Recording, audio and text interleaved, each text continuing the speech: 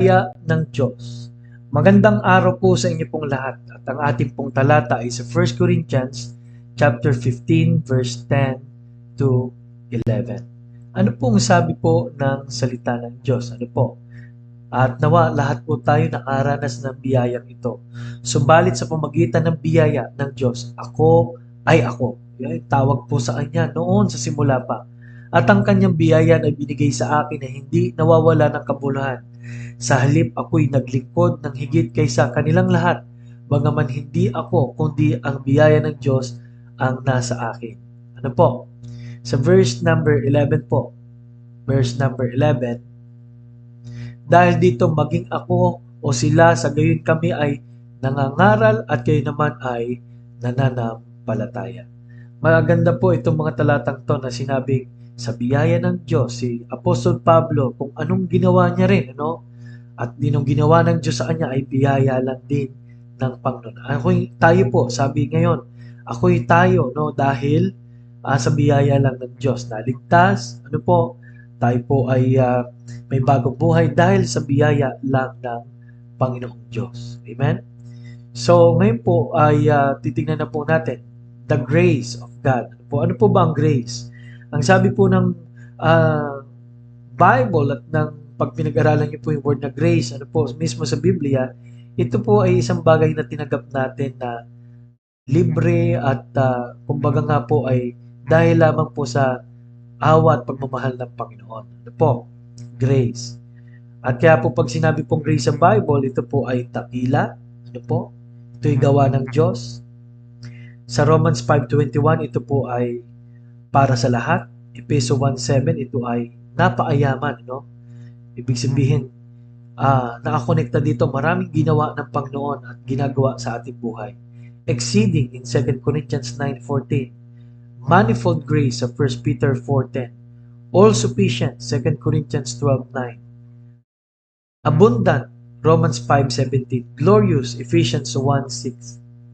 So, ito po ang source ng ating pagkahirang, Romans 11:15. Ang pagtawag sa atin ng Panginoon, Galatia 1:15. Ang pag-aaring ganap, Roma 3:24.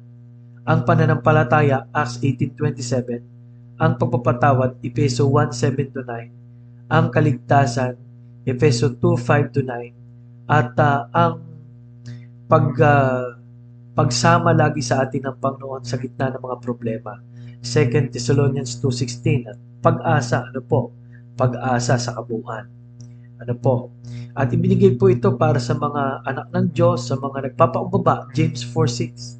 Sa mga lumalakad sa kanya pong kalooban, Psalms 84:11. At sa mga naglilingkod sa Panginoon, Romans 12:6. At sa lahat ng ligtas. Ano po? Ang biyaya ng Diyos.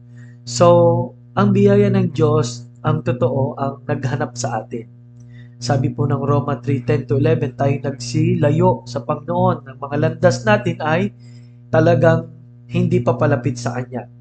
Pero si Moses, si Mateo, si Zacchaeus, si Pablo, lahat yan, lahat tayo'y biyaya ng Diyos ang nakahanap sa atin. Ano po? At ito po ang nagligtas po sa atin. Sa Efeso 2:8-9, Romans chapter 3 verse 21-26. Ano po? Bakit po? Sabi ron, hindi sa mga gawa, no? Wala talagang magliligtas sa ating gawa, no? Pagka sa gawa po, walang magagawa ang tao. Ang katwiran ni Jesus ay nilagay lang sa atin. Ano po? At kung hindi lang, may nanalangin din sa atin. Amen. Number 5 is it empowers us. Ano po? Ito po ang nagbigay ng kapangyarihan sa atin. Sa Galatia 1:15-16, Romans 12:6-8, ano po? Kapangyarihan na magbago.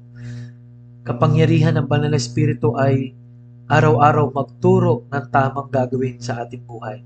Sa 2 Corinthians 12:9, no, sabi ron ay sapat. Ano po? 2 Corinthians 8:7-8, ano po? Ay kaya po tayo ay nag-enjoy ngayon sa buhay Kristiyano ay dahil sa biyaya ng Diyos at kaya tayo ay magpagamit sa Kanya. Kaya ang sabi po ng Bible, grow in grace and in the knowledge of our Lord and Savior, Jesus Christ. Hindi ka talunan at hindi ka walang halaga pag naintindihan po natin ang biyaya ng Diyos. Maraming salamat po.